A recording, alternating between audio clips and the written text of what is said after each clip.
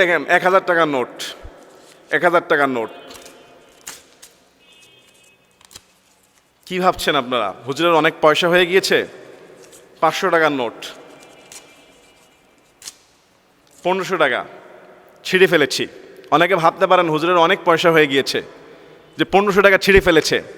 না ভাই, আমি চাইলে 1500 টাকা দিয়ে বাজারঘাট করতে পারতাম, খরচ করতে পারতাম, 1500 টাকারই জিনিস পেতাম। কিন্তু ভাই, আমি হয়তো নিজে ঠকে গিয়েছি, আরেকজনকে ঠকাতে চাই না, আরেকজনকে আমি এটা দিয়ে হারাতে চাই না। আমরা বিভিন্ন দেশে আলহামদুলিল্লাহ তাফসীর প্রোগ্রামগুলোতে যাই, গ্রামের সহজ সরল মানুষগুলো আমাদেরকে এই হাদিয়াগুলো দেয়। ওনারাও হয়তো জানেন না, বা ওনাদেরকে যারা কালেকশন করে দেয় ওনারাও জানেন না আমাদের দেশে কি পরিমাণ ধোঁকাবাজ। স্কুল কলেজে পড়ে, ভার্সিটিতে পড়ে, কিছুদিন আগে দেখলাম ভার্সিটি শেষ করে এই টাকা বানাচ্ছে বসে বসে। বাংলাদেশে কত এরকম হাজার লক্ষ লক্ষ টাকা মানুষের ঘরে এরকম জাল টাকা ঢুকে পড়েছে। সামনে কোরবানির ঈদ আসতেছে, গত বছরে দেখেছি গরু ব্যবসায়ী যারা, তাদেরকে হাজার হাজার 80-90 হাজার টাকার জাল টাকা দিয়ে গরু কিনে নিয়ে গিয়েছে। আপনার কোরবানি হবে? এই যে ভাই, আমি চাইলে কিন্তু এই টাকাটা দিতে পারতাম মানুষকে, কিন্তু দেই নাই। আমি যখন দেখেছি এই 2টা টাকা জাল, এবং এই টাকা আমি বারবার চেক করেছি, বিশ্বস্ত লোক দিয়ে ভালো মতো দেখিয়েছি যে জাল। আমি যখন দেখলাম যে জাল, আমি ভাবলাম যে এই টাকা আমার লস হোক, আমার শেষ হোক, আরেকজন ভাইয়ের জন্য ক্ষতি না হয়। একজন মুসলিম দেশে মুসলমানরা এই সমস্ত জাল টাকা বানাচ্ছে, আর আমাদের দেশের প্রশাসনের সামনে আঙ্গুল দিয়ে শহরে গ্রামে বিভিন্ন বসে ঘরে বসে বসে হাজার হাজার জাল টাকা ছড়িয়ে দিচ্ছে। রাসূল আকরাম সাল্লাল্লাহু আলাইহি ওয়াসাল্লাম কি বলছে জানেন? মান গাশশানা ফালাইসা মিন্না, যে ব্যক্তি আমাদের সঙ্গে প্রতারিত করে সে আমার উম্মত নয়। আজকে আপনি 10,000 টাকার জাল টাকা চালিয়ে দিয়ে উপকৃত হতে পারেন, কিন্তু 10 কোটি টাকার যে হার্ট, কিডনি, ব্রেইনের মধ্যে ছোট্ট একটা টিউমার আল্লাহ দিয়ে দিবে।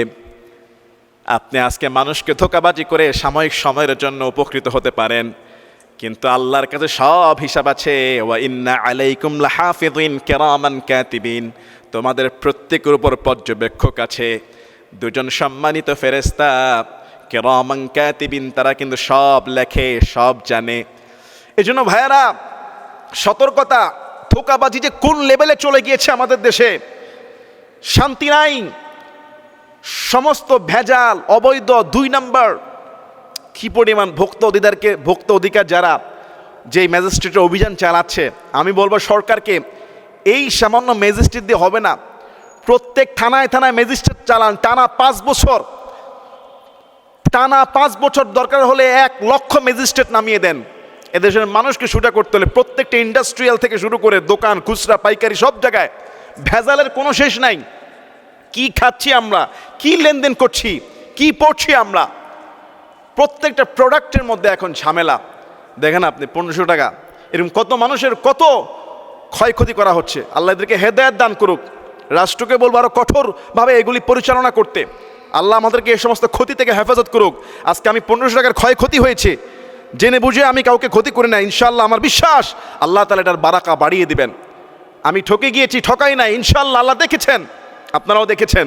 ইনশাআল্লাহ আল্লাহ তাআলা এটার ফজিলত বাড়িয়ে দেবেন। আর যারা ঠকিয়েছেন তাদের যে কি হবে দুনিয়া আখিরাতে আল্লাহই ভালো জানেন। আল্লাহ আমাদের সবাইকে হেদায়েত দান করুক। আল্লাহুম্মা আমিন।